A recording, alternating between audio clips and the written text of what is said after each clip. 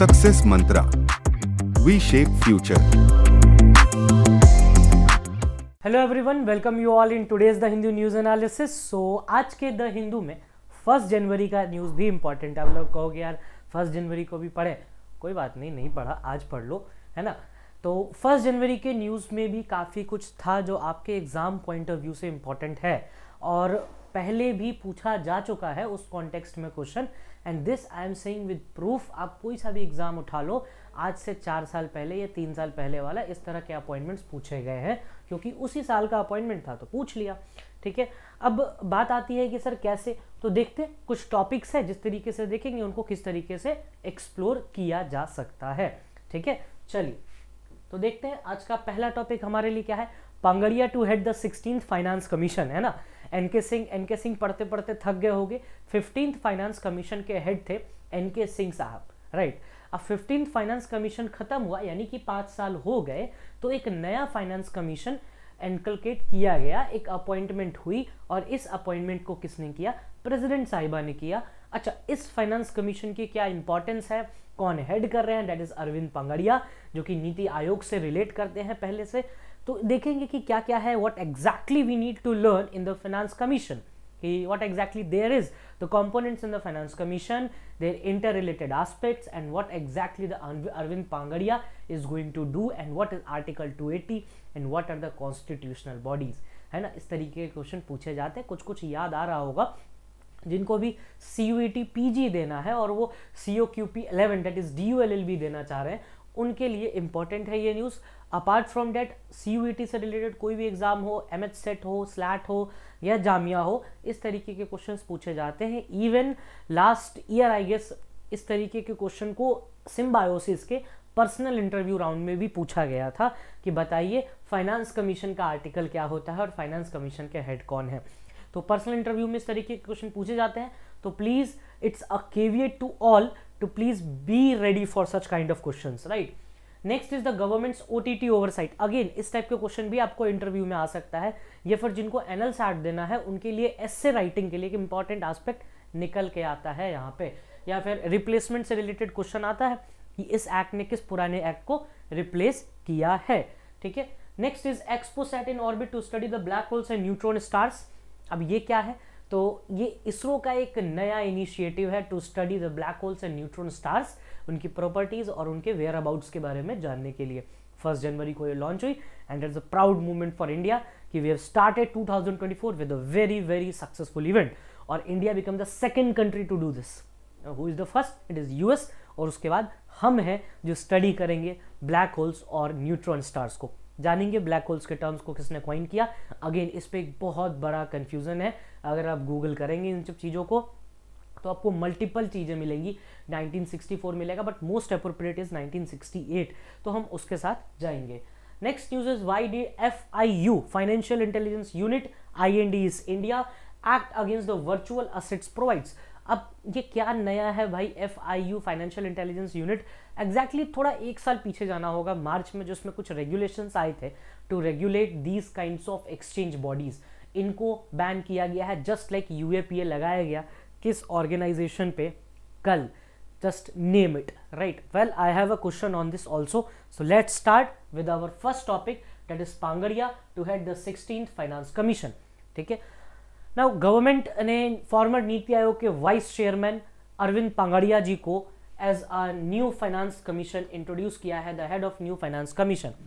One question is to you all, NITI Aayog किस तरह की बॉडी है? कॉन्स्टिट्यूशनल और non constitutional? Obviously it is a non constitutional bodies. National institute for transforming India after 2014 ये बना, 2015 में आकर के ये चीज इनिशिएटिव में आई। It replace the earlier planning commission. 1950s में जो प्लानिंग कमीशन बनी थी 51 से 55 के लिए, जो पहली प्लानिंग कमीशन थी, और उसके बाद भी मल्टीपल प्लानिंग कमीशंस आए, तो उसको रिप्लेस करके नीति आयोग बना, national institute for transforming India, जो कि 6 ईयर 3 ईयर्स एंड 12 ईयर्स के गैप पे अपना रिपोर्ट देती है। It is a non constitutional body, अभी तुरंत बना है, so we can not comment about it. Success कुछ ज़्यादा दिन हुए नहीं है, 5 ही साल हुए हैं। अगर 10-12 साल हुए रहते तो we can say something about it, but अभी it's very like it's in still it's still in the umbilical cord to connect on it, so please let it on it and let it do its work very clearly and comfortably. देखते हैं आगे क्या results आएंगे. After this general election will get to know a lot about it, NITI Aayog. तो देखते हैं. अच्छा, general election से मेरे दिमाग में एक सवाल आया आप लोगों के लिए कि कमेंट सेक्शन में कमेंट करके बताइएगा कि अभी जो करेंटली लोकसभा है वो कौन सा है, कितने नंबर का लोकसभा है. ये क्वेश्चन पूछा जा चुका है. एंड द अपकमिंग जो इलेक्शंस होंगे वो कितनेवें नंबर का लोकसभा होगा, राइट. ऐसे होता है ना, first Lok Sabha, second, third, fourth, fifth, ऐसे. तो which one is currently and what is the upcoming number. ठीक है, चलिए तो करंट न्यूज पे आते हैं. अरविंद पांगड़िया को जी को चेयरमैन नियुक्त किया गया है as a 16th finance commission. ठीक है, याद रखना 16th फाइनेंस कमीशन के चेयरमैन बने हैं अरविंद पांगड़िया जी, और 15th फाइनेंस कमीशन के चेयरमैन थे एनके सिंह साहब. ठीक है, NK Singh 15th finance commission के चेयरमैन थे एनके सिंह, और करेंटली फाइनेंस कमीशन के चेयरमैन है अरविंद पांगड़िया जी. तो ये अब पुराना हो गया. Will talk about the 15th finance commission, but हाँ we need to know exactly कि अरविंद पांगड़िया जी का क्या ऑब्जेक्टिव होने वाला है, जो पहले से प्री डिसाइडेड होता है. अच्छा, बात करें फाइनेंस कमीशन की, तो अगर बात करें आप फाइनेंस कमीशन की हमसे, तो फाइनेंस कमीशन जो है it is a constitutional body. अब साहब कॉन्स्टिट्यूशनल बॉडी कैसे है, क्योंकि आर्टिकल 280 में इसका आपको मेंशन मिल जाएगा कि there shall be a finance commission of India which shall be appointed by the president on the term of 5 years. 5 साल के लिए इनको नियुक्त किया जाता है. यानी जो फाइनेंस कमीशन का जो टेन्योर होगा वो कितना होगा, दैट विल बी 5 years. ठीक है, 5 years, यानी कि अपना रिपोर्ट ये सबमिट करेंगे in the period beginning of the April 2026. ठीक है, अप्रैल 2026 से ये अपना रेवेन्यू शेयरिंग फार्मूला जो है सेंटर स्टेट के बीच में किस तरह से रेवेन्यू को शेयर करना है, वो इनका मेन फंक्शन होता है. याद रखिएगा, कभी कभार डायरेक्ट क्वेश्चन पूछ देता है कि फंक्शन ऑफ फाइनेंस कमीशन क्या है, तो स्टेटमेंट इतना ही याद रखना, revenue sharing between the centre and the state. ठीक है, हर 5 साल पे ये चीज रिवाइज की जाती है, जैसे कि अभी अरविंद पांगड़िया जी करेंगे. तो देखते हैं कि इनका क्या क्या रिकमेंडेशंस रहता है. Terms of reference of the 16th finance commission, ये नवंबर में ही डिसाइड हुआ था. देखते हैं क्या क्या टर्म्स है. पहला, the distribution between the union and states of the net proceeds of taxes which are to be or may be divided between them under chapter 1 part 12 of the constitution and the allocation between the states respective shares of such proceeds. कि भाई कितना fund किसको कितना जाएगा, centre को कितना fund allocate होगा और स्टेट को कितना फंड एलोकेट होगा, इस बारे में ये बात करेंगे. सेकेंड है the principle which should govern the grants in aid. जो कंसोलिडेटेड फंड से जो खर्चा होता है, 2 तरीके के फंड होंगे, आप लोगों ने सुना होगा. एक कंसोलिडेटेड फंड होता है और एक होता है कंटिंजेंसी फंड. ठीक है, तो जो कंसोलिडेटेड फंड से कितना पे होगा, that is the article 275 grants in aid. याद रखिएगा, consolidated fund grants in aid का आर्टिकल होता है 275. उससे कितना पैसा जाएगा ये भी फाइनेंस कमीशन ही करता है. The measures needed the augmentation of consolidated fund of state to supplement the resources of the panchayat and municipalities, कि अब स्टेट को कितना दें जिससे वो पंचायत और म्युनिसिपैलिटीज पे भी प्रॉपर एलोकेशन कर पाए रिसोर्सेज का और फाइनेंसेस का, ये भी तय करेगा फाइनेंस कमीशन. तो 3 बातें फाइनेंस कमीशन की है. Centre state, grants in aid as the consolidated fund of India. Next is the state funds to which the resources can be distributed to the panchayat and municipalities. तो ये 3 prospects पे finance commission काम करेगा, जिसके head है currently Arvind Panagariya ji. और finance commission is a constitutional body under article 280 of the Indian constitution. Commission में आज एक चीज और है जो कमीशन एक्स्ट्रा काम करेगी, that is the financing of disaster management initiatives.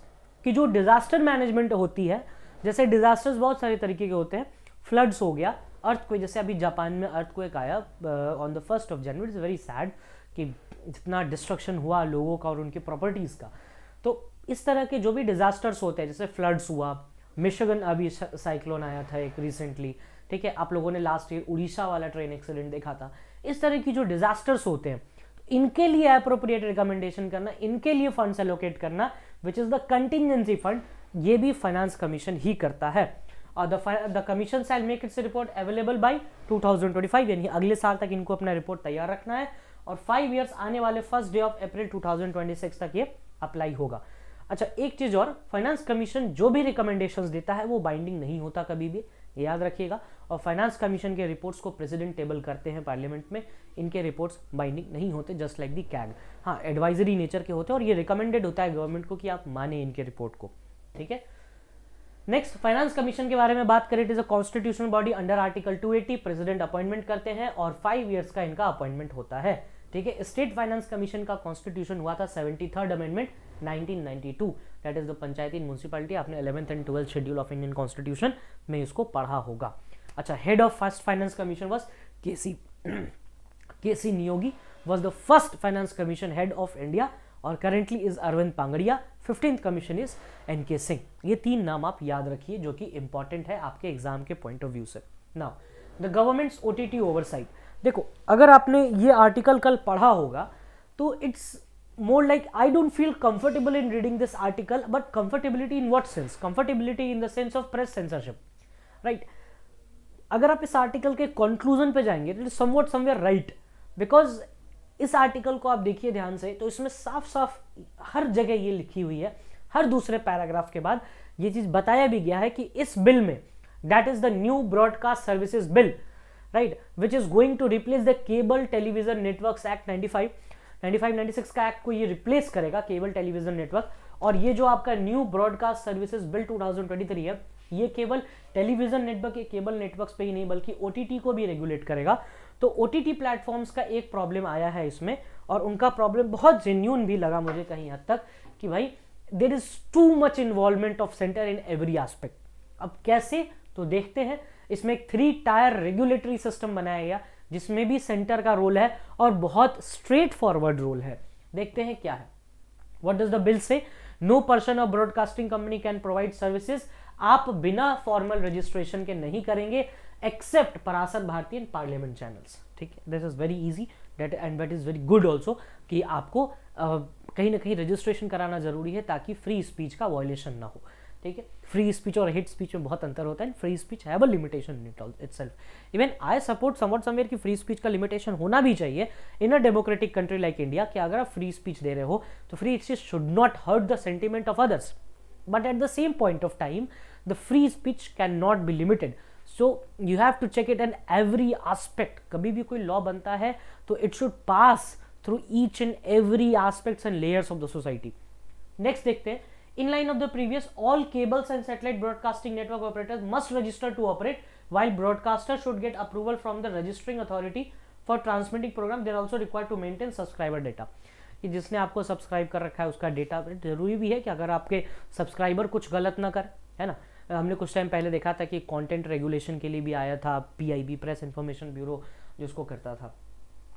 Content quality and accessibility पे ये इंडिविजुअल्स और ऑर्गेनाइजेशंस दोनों पे अप्लाई होगा। बहरहाल कुछ चीज़ों को इसमें एग्जेम्प्ट किया गया, जैसे digital copies of newspaper and publishers of commercial newspapers. जैसे आप कुछ डिजिटल न्यूज़पेपर्स रखते हो, डिजिटल न्यूज़पेपर्स पब्लिश करते हो या आर्टिकल्स होता है, उनको ये एग्जेम्प्ट करता है इसमें।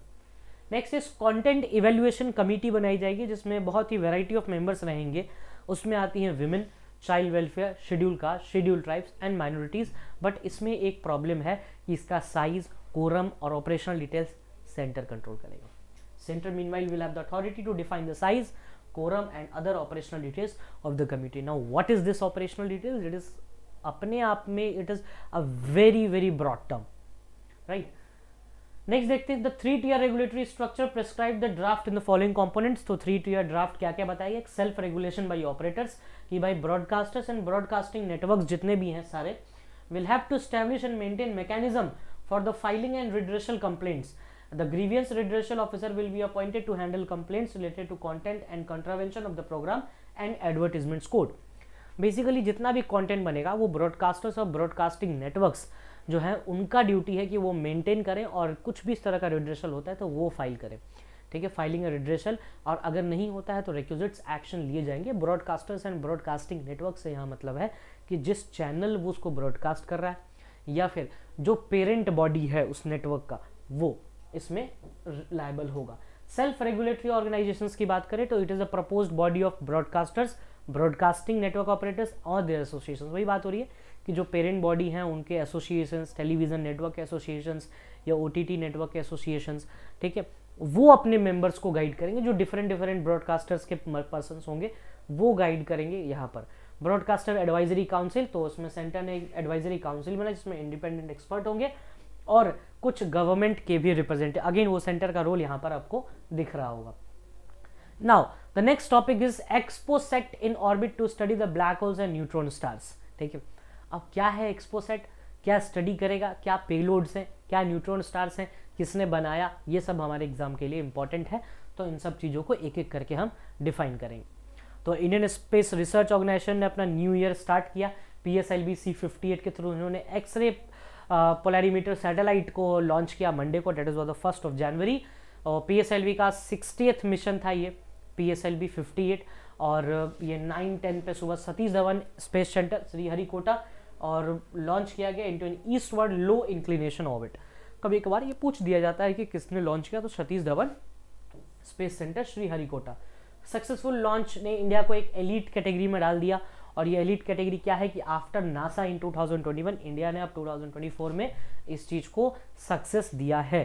नाउ नासा का जो नाम था, नासा का जो गया था जो to read the same is imaging x-ray polarimeter explorer, that is IXPE, जिसने 2021 में लॉन्च किया और उसके महज 2 साल के बाद हमने लॉन्च किया। ठीक है, तो this what puts us in the very elite position. POLIX जो अभी बात हो रही है वो Raman research institute expect by the space astronomy group of URSC Bengaluru ने बनाया है। साइंटिफिक पेलोड्स और एक्सपोसेट की बात करें तो 2 साइंटिफिक पेलोड्स ये कैरी करेगा। First is polarimeter instrument in x-rays and x-ray spectroscopy and timing in a low earth orbit. तो ये 2 चीजें ये मेजरली कैरी करेगा जो कि स्टडी में फर्दर काम आने वाले हैं। अब न्यूट्रॉन स्टार्स क्या होते हैं, basically the remains of massive star, जो स्टार्स का डाइंग पोजीशन होता है जब उनकी लाइफ खत्म होने वाली है, तो they just accumulate at a particular place, उसी हम बोलते हैं न्यूट्रॉन स्टार्स। और वहां पर इसको न्यूट्रॉन इसलिए बोला गया है बिकॉज दैट एरिया हैव उसके सेंटर पे basically most positively charge protons और इलेक्ट्रॉन्स नेगेटिवली चार्ज प्रेजेंट रहते हैं, जिसके कारण वो न्यूट्रल बिहेव करता है, that's why it's a neutron star.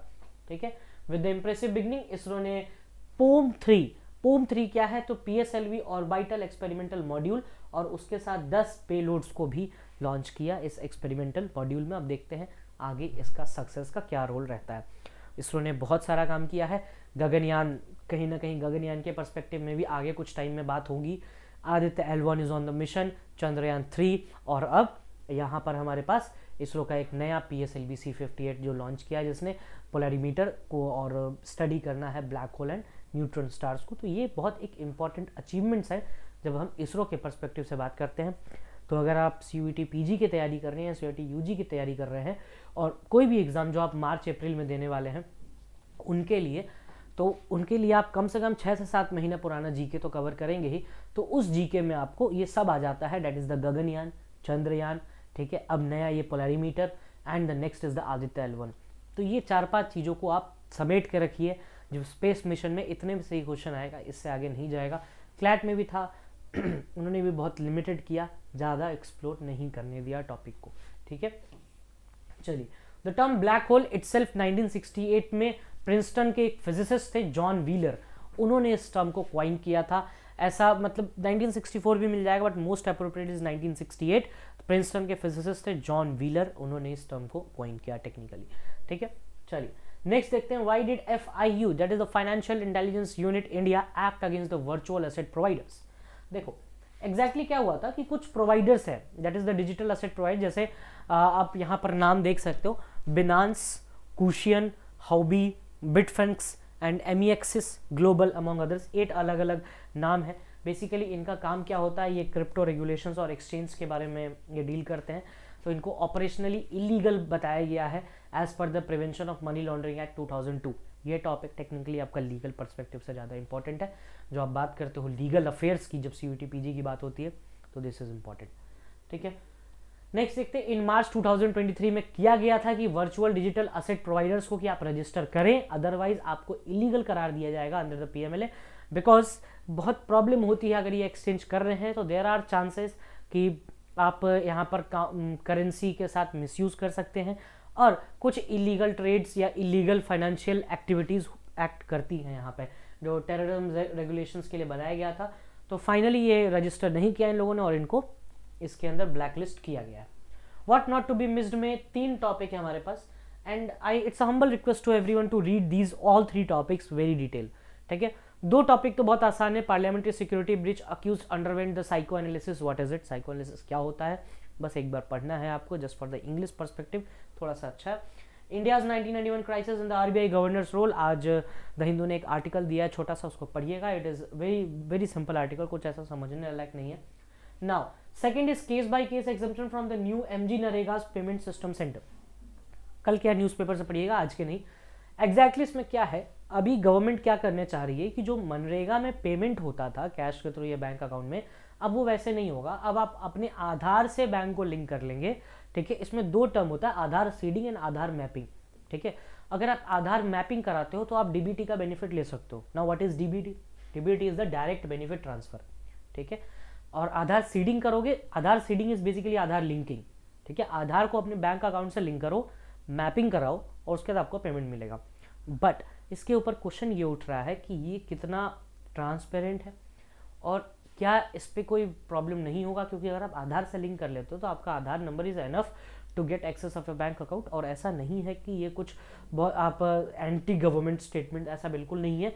2017 में टेक्निकली ऐसा हो चुका है, जब एयरटेल पोस्ट पेमेंट बैंक और जो सीएनजी को जो लिंक कराने की बात हो रही थी, सॉरी जो एलपीजी सिलेंडर्स को लिंक कराने की बात हो रही थी, उस समय लिंक भी हुआ और एक बहुत बड़ा फ्रॉड भी सामने आया जो एयरटेल बैंक्स ने किया था, एयरटेल पोस्ट पेमेंट बैंक्स के थ्रू हुआ था वो, जिसमें अकाउंट जो अमाउंट है वो कहीं ट्रांसफ़र हो रहा था, डेट वाज अनट्रेसेबल बिकॉज क्योंकि आपके आधार कार्ड से हर कुछ एक्सेस किया जा सकता है और आपका आधार कार्ड आपकी एक तरह से पूरी कंप्लीट वैलिडिटी है आपके अकाउंट सेफ और आपके खुद की सेफ्टी के लिए। इवन 2018 में सुप्रीम कोर्ट ने भी बोला था in K Puttaswamy judgment that Aadhaar is okay but again it's a right to privacy. ठीक है, आर्टिकल 21 में प्राइवेसी का अधिकार आया, तो वहीं पर ये चीज़ कहीं ना कहीं जाके कनेक्ट हो जाती है फिर से, और क्वेश्चन ये उठता है कि क्या इस बार सेफ़ है, और सेफ़ है तो कितना सेफ़ है। एक झारखंड की केस स्टडी भी बताई गई कि भाई देयर आर प्रॉब्लम्स, लोग जनरल बैंक अकाउंट नहीं खोल पा रहे और आप उन्हें आधार लिंकिंग और आधार मैपिंग बता रहे हो। इवन बहुत सारे बैंक स्टाफ्स को भी आधार लिंकिंग और आधार मैपिंग का डिफरेंस नहीं पता है कि डीबीटी कैसे हो सकता है और किस तरह से इनको सिक्योर किया जाएगा। तो it is slightly insecured position to get your link at this point of time. और एमजी नरेगा में वो लोग काम करते हैं जो अनस्किल्ड लेबरर्स होते हैं, उनके लिए वो बनाया गया था 100 दिन का रोजगार, Mahatma Gandhi national rural employment guarantee act 2005। तो ये उनके लिए बनाया गया था। तो और क्या प्रूफ है कि वहाँ पर जो एक लैक ऑफ एजुकेशन है वो भी रोल प्ले करता है। बहुत सारे अर्बन सिटीज़ में भी आप देखोगे तो लोग नहीं कर पाते, नहीं नॉलेज होती लोगों को, और आप चाह रहे हो कि ये लोग भी वहाँ जा कर के कर लें, ऐसा नहीं हो सकता। There will be a problem. ठीक है, कि ये पेमेंट सिस्टम कहीं ना कहीं फिर जा करके लैप्स करेगा। और एबीपीएस सिस्टम है आधार ब्रिजिंग पेमेंट सिस्टम। ठीक है, एक होता है आधार एईपीएस, ठीक है, आधार इनेबल्ड पेमेंट सिस्टम, और ये है आधार ब्रिजिंग पेमेंट सिस्टम। तो ये दो चार चीज़ों का ध्यान रखिए, पढ़िएगा कल का article, that is a very fine article, very lucidly written actually. Now first question is, who has appointed as the chairman of the 16th finance commission? No doubt it's Arvind Pangadia. Next is, who was re-elected for a second term as a president of Democratic, ये news में था but I don't think कि इसको आपको इतना detail में पढ़ने की जरूरत है, आप जस्ट ये पढ़ लो कौन इलेक्ट हुए, दैट इज एनफ। ठीक है, it is Felix Tshisekedi. Third is name the satellite launch by the ISRO, अभी आपने पढ़ा है, XPoSat. Which city is set to host the upcoming FIH Hockey 5S World Cup? तो Muscat is the answer. Fifth is the Union Home Minister ने unlawful association किसको declare किया है? तो it is Tehreek Hurriyat Jammu and Kashmir. तो answer is C. So sixth question is the supreme court Vidhik, कल आया था न्यूज़ की ट्रांसलेशन में बहुत ज़्यादा सुप्रीम कोर्ट ने एनहांस करा है, तो उससे रिलेटेड क्वेश्चन है ये। Supreme court Vidhik Anuvaad software, याद रखिएगा क्या नाम है सुप्रीम कोर्ट के ट्रांसलेटर सॉफ्टवेयर का? विधिक अनुवाद सॉफ्टवेयर, सुवास। ठीक है, so is the supreme court, Vidhik Anuvaad software and AI based translation है, launched by which chief justice? तो इट इज एस.ए. बोबडे। जल्दबाजी में चंद्रचूड़ साहब मत लगा देना, इट इज एस.ए. बोबडे। ठीक है, ऐसे बोबड़े साहब ने उसको लॉन्च किया था। सो आज के लिए इतना ही, और देखते हैं कल फिर मिलेंगे एक नए टॉपिक के साथ। और प्लीज़ अब समेटना शुरू कर दीजिए, क्योंकि टॉपिक्स का नंबर बढ़ने लगा है और बढ़ेगा। 9 जनवरी को फिर एक डे आ रहा है। कमेंट सेक्शन में बताइए कि 9 जनवरी को किस लिए सेलिब्रेट किया जाता है और किस पर्सन से रिलेटेड है। बहुत महान आदमी से सेलिब्रेटेड है, और करेंटली उसी पर्सन से रिलेटेड 30 जनवरी को भी न्यूज़ आएगी। तो प्लीज़ अच्छे से पढ़िए, एनकलकेट करिए चीज़ों को और समेटना शुरू कर दीजिए। Thank you, that's all from my side.